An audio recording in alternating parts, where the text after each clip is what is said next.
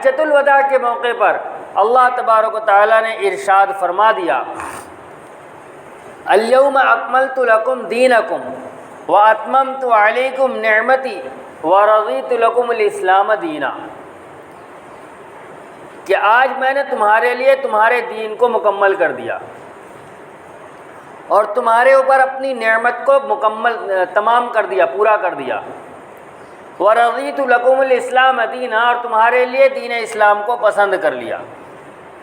دین مکمل ہو گیا حجۃ الوداع کے دن۔ اب کوئی ایسی چیز جو اس کے بعد واقع ہو، رونما ہو، وہ دین کا حصہ نہیں ہو سکتی۔ ہو سکتا ہے اس کی اہمیت اسلامی تاریخ کے اندر، مسلمانوں کی زندگی کے اندر بہت زیادہ ہو، لیکن اس اہمیت کے باوجود اس سے کوئی شرعی مسئلہ مستنبط نہیں ہوگا، اس سے کوئی فضیلت ثابت نہیں ہوگی، اس سے کسی طرح کا مسئلہ ثابت نہیں ہوگا۔ مسئلہ کے ثبوت کے لیے نبی اکرم صلی اللہ علیہ وسلم کی زندگی کے اندر جو واقعات رونما ہوئے، جس پر نبی علیہ السلام نے کچھ فرمایا، کچھ کر کے دکھایا،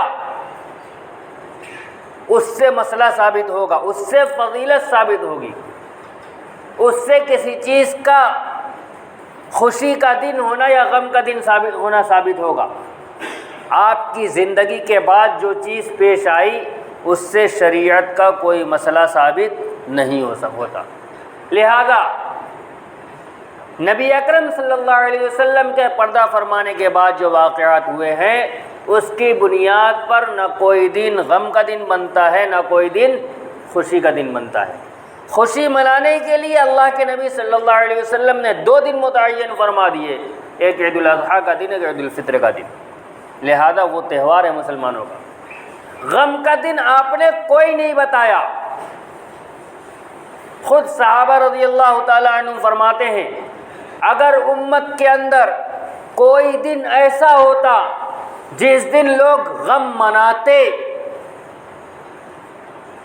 تو وہ دن تھا جس دن حضرت نبی اکرم صلی اللہ علیہ وسلم اس دنیا سے پردہ فرما گئے، اس لیے کہ مسلمانوں پر اس سے سخت دن کبھی آیا ہی نہیں اور نہ آئندہ کبھی آئے گا۔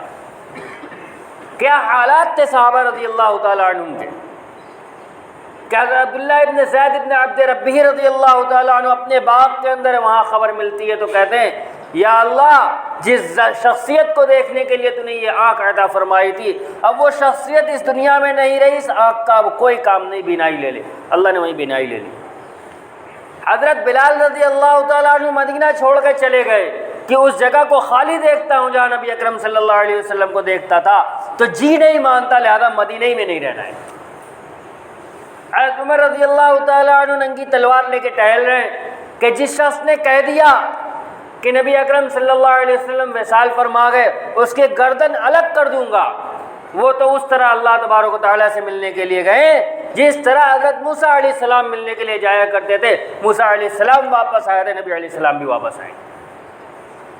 حالات بے قابو ہیں، کسی کے اوپر ایسا سکتہ طاری ہے کہ کسی سے بات نہیں کر رہا، کوئی کسی کا پرسان حال نہیں، سب اپنی غم میں پریشان ہیں، سوائے حضرت ابو بکر صدیق رضی اللہ تعالیٰ عنہ کے، جن کو اللہ تبارک و تعالیٰ نے امت کی قیادت کے لیے منتخب فرمایا تھا۔ وہ آتے ہیں اور لوگوں کو ڈھارس بندھاتے ہیں۔ صحابہ فرماتے ہیں کہ اس سے زیادہ سخت دن کبھی نہیں آیا، لہذا اگر کوئی غم کا دن ہوتا اسلام کے اندر تو پھر یہ دن ہوتا جس دن غم منایا جاتا، اس سے بڑا غم کا دن کوئی آیا نہیں۔ ہاں، واقعے کی اہمیت سے انکار نہیں کیا جا سکتا۔ اس کا مطلب یہ نہیں ہوا کہ اب ہم یہ کہنا شروع کر دیں کہ حضرت حسین رضی اللہ تعالیٰ عنہ کی شہادت میں کوئی حرج نہیں ہے، مقدر میں تھا، ہو گئی۔ نہیں، جو ظلم ہوا وہ ہوا، اس سے انکار نہیں ہے۔ حضرت حسین رضی اللہ تعالیٰ عنہ کے ساتھ جو معاملہ کیا گیا، وہ اس نواسہ رسول صلی اللہ علیہ وسلم اس کے حقدار نہیں تھے، لیکن اس کے باوجود سب غلط ہوا۔ غلط کرنے والوں کو اللہ تبارک و تعالیٰ آخرت میں سزا دیں گے، جنہوں نے غلط کیا ہوگا۔ اس واقعے کی اہمیت کی وجہ سے شریعت میں اضافہ نہیں کیا جائے گا، اور جو شخص اس واقعے کی بنیاد پر اپنے گھروں کے اندر غم کا ماحول نہ بنائے وہ اہل بیت کا دشمن نہیں۔ ایک اصول ذہن میں رکھیے، ہمیشہ باطل ایک چیز پر فیصلہ کرتا ہے، باطل پہلے ایک اصول متعین کرتا ہے، پھر آپ سے اس بات کا متمنی ہوتا ہے کہ اگر آپ اس پر آؤ گے تب آپ کو ہم صحیح مانیں گے ورنہ نہیں مانیں گے۔ جیسے مثال دیتا ہوں، سمجھ لیجئے، آپ کو نبی علیہ السلام سے محبت ہے، ایک فرقہ ہے جو اس بات کا مدعی ہے کہ نبی علیہ السلام سے سچا عشق صرف ہم ہی کرتے ہیں۔ عشق آپ کرتے ہو کیسے معلوم؟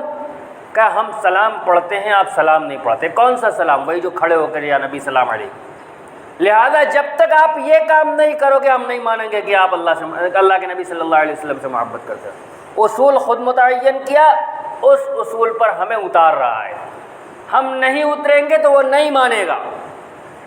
آپ بھلے نبی علیہ السلام سے جتنی سچی محبت کرتے ہوں، سنت ایک ایک معلوم کر کر کے اس پر عمل کرتے ہوں، نبی علیہ السلام کے خلاف ایک لفظ برداشت نہ کرتے ہوں، لیکن اگر آپ نے کھڑے ہو کے سلام نہیں پڑھا تو آپ محبت کرنے والے نہیں ہیں۔ یہ اصول پہلے اس نے طے کیا اور پھر اس اصول پر آپ کو اتار رہا ہے۔ ہر باطل فرقہ یہی کرتا ہے، اصول اپنا طے کرتا ہے، آپ کو اپنے اصول پر آنے کے لیے کہتا ہے، اگر اس پر نہیں آئے تو آپ صحیح نہیں ہیں۔ شیعوں نے بھی یہی کیا۔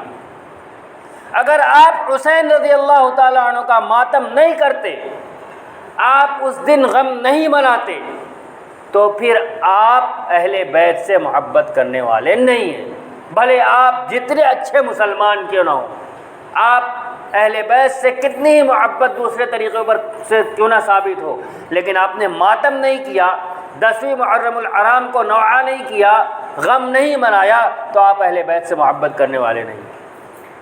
جہلا نے، جاہلوں نے اس کو قبول کر لیا اور اپنی اہل بیت سے محبت دکھلانے کے لیے انہوں نے شیعوں کی طرح غم منانا شروع کر دیا۔ ہم اس اصول پر نہیں جائیں گے کیونکہ یہ اصول غلط ہے، ہم اس اصول پر نہیں جائیں گے کیونکہ یہ اصول غلط ہے۔ اہل بیت سے محبت کا معیار یہ نہیں ہے کہ حسین رضی اللہ تعالیٰ عنہ کی شہادت کے دن غم منایا جائے، اہل بیت سے محبت کا معیار یہ ہے کہ نبی علیہ السلام نے جو فرمایا ہے اس پر عمل کر لیا جائے، اور نوحہ اور غم منانے سے نبی علیہ السلام نے منع فرمایا ہے۔